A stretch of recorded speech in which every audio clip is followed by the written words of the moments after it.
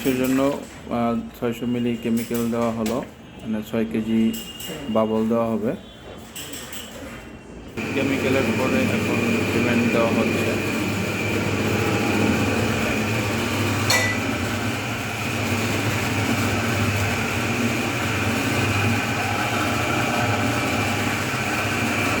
সিমেন্টটা mixing করা হচ্ছে।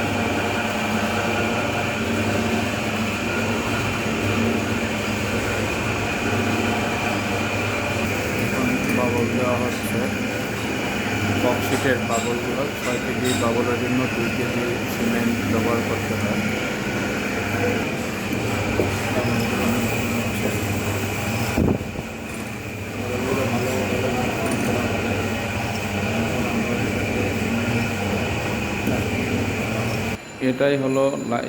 এটাই হলো লাইটওয়েট কংক্রিটের মিশ্রণ প্রণালী।